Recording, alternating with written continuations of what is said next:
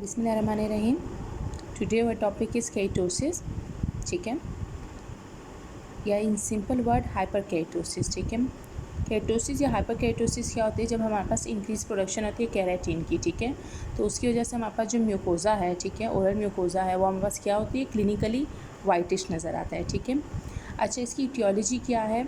Ketosis होता किस वजह से है? ठीक है, फ्रिक्शन की वजह से हो सकता है, टबैको या बीटल नट की वजह से हो सकता है, या एक्सपोजर टू अल्ट्रावायलेट रेस की वजह से भी केटोसिस हो सकता है, ठीक है।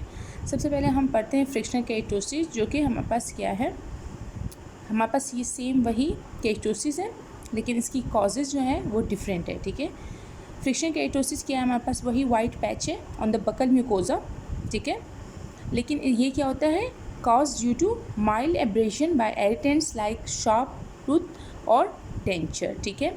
अच्छा, फ्रिक्शन केटोसिस क्या है? हमारे पास फ्रिक्शन केटोसिस वाइट पैच है ऑन द बकल म्यूकोजा, जो कि किस वजह से हो सकता है? शार्प टूथ की वजह से, ठीक है। अगर टूथ का कोई सरफेस जो है वो हमारे पास शार्प है और वो बकल म्यूकोजा को मुसलसल इरिटेट कर रहा है, ठीक है, तो उसकी वजह से क्या होगा? अल्सर होगा, उसके बाद क्या होगा? पहले फिर उसके बाद वो पेल होगा, ठीक है, उसके बाद लास्ट स्टेजेस में वो वाइट हो जाएगा, ठीक है। अच्छा, फिर उसके बाद हमारे पास क्या हो सकता है? या हमारे पास इल फेटेड डेंचर जो होते हैं उसकी वजह से भी फ्रिक्शन केटोसिस होने के चांसेस बहुत ज़्यादा हैं, ठीक है। फ्रिक्शन केटोसिस सबसे ज़्यादा उसकी कॉमन साइट कौन से हैं? बकल म्यूकोजा है, ठीक है, और ई डेंटुलस एल्वुलर रिज जो है वो मोस्ट कॉमन साइट्स है फ्रिक्शन केटोसिस की, ठीक है। फिर आ जाता है हमारे पास नॉर्मल फ्रिक्शन केटोसिस, ठीक है। नॉर्मल फ्रिक्शन केटोसिस ये पूछा जाता है अच्छा, हमारे पास एक तो एबनॉर्मल हुआ, ठीक है, एक होता है नॉर्मल फ्रिक्शन केटोसिस जो आम हमारे हर एक माउथ में पाया जाता है, ठीक है, तो उसका नाम क्या है? बकल लीनिया एल्बा, ठीक है। बकल साइड पे हमारे पास क्या होता है? लीनिया एल्बा एक लाइन होती है, वो हमारे पास क्या है? नॉर्मल फ्रिक्शन केटोसिस है, ठीक है। फिर उसके बाद हमारे पास आ जाते हैं इसकी कॉजेज फ्रिक्शन केटोसिस की, ठीक है। तो एक्सेसिव ट्रॉमा की वजह से हमारे पास क्या होता है? फ्रिक्शन केटोसिस होता है। फिर वो कोई भी ट्रॉमा होगा, ठीक है, एक्सेसिव ट्रॉमा है, उसकी वजह से अल्सर होगा और अल्सर की वजह से क्या होगी? लीड टू केटोसिस, ठीक है। फिर आ जाते हैं हमारे पास डायग्नोसिस के में। फ्रिक्शन केटोसिस हम लोग मोस्टली क्लिनिकली ही डायग्नोस करते हैं, ठीक है। वाइट पैच नज़र आता है, ठीक है, और दूसरा हम ना हिस्ट्री वगैरह लेते हैं, ठीक है, तो उससे हमें पता चल जाता है कि ये फ्रिक्शन केटोसिस है।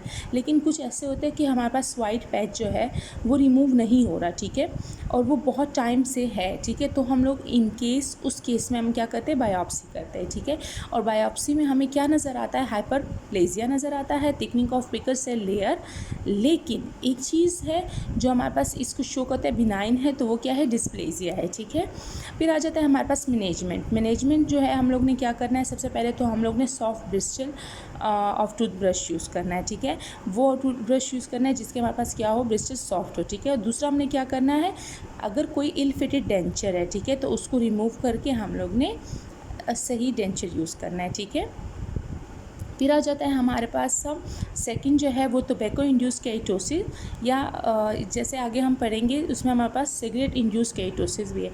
ये हमारे पास केमिकल या हमारे पास थर्मल केटोसिस की एग्जांपल्स है, ठीक है। अच्छा, फिर हमारे पास टोबैको इंड्यूस केटोसिस क्या होता है? मोस्टली यूजुअली किस में होता है? स्मोकर्स में होता है, ठीक है, और मेल्स सबसे ज़्यादा डोमिनेंट है इसमें, ठीक है।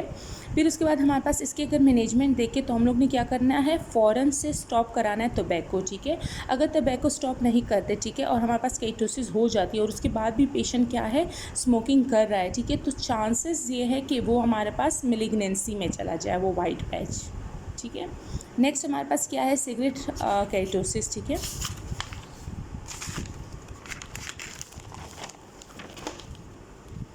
सिगरेट इंड्यूस केटोसिस, ठीक है। सिगरेट इंड्यूस केटोसिस सेम हमारे पास वही वाइट पैच वगैरह होगा, लेकिन इसकी कॉमन साइट कौन से हैं? पैलेट पे होता है, लिप पे होता है और कमीशंस ऑफ लिप पे होते हैं, ठीक है। और इसकी मेलिग्नेंसी चांसेस क्या है? As compare to tobacco induce ketosis इसके लेस होते हैं, ठीक है। फिर आ जाते हैं cheeks and tongue biting ketosis, ठीक है। ये मोस्टली उन लोगों में होता है जो कि स्ट्रेस की वजह से चीक बाइटिंग करते हैं या लिप बाइटिंग करते हैं, तो ट्रॉमा हो जाता है, अल्सर होता है और उसके बाद क्या होता है? केटोसिस होती है, ठीक है। तो ये उन लोगों में होता है। मोस्टली साइकोलॉजिकल इशू जिनके होते हैं उनमें हमारे पास ये केटोसिस पाया जाता है जब हम हिस्ट्री लेते हैं, ठीक है। फिर हमारे पास आ जाता है जो चीक्स एंड टंग बाइटिंग है, ठीक है, ये एग्जाम्पल है किसकी, फ्रिक्शन केटोसिस की, ठीक है।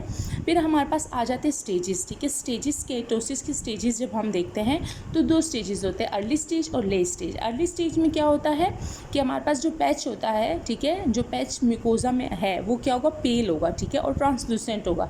लेकिन जैसे जैसे टाइम गुजरता जाएगा, ठीक है, तो या लेट स्टेजेस में क्या होगा, पैच जो होगा वो डेंस हो जाएगा और वाइट हो जाएगा और रफ होगा, ठीक है, विथ क्लियर डिमार्केटेड मार्जिन्स, ठीक है। ये बात आप लोग याद रखें। यहाँ पे हमारा ये टॉपिक ख़त्म होता है।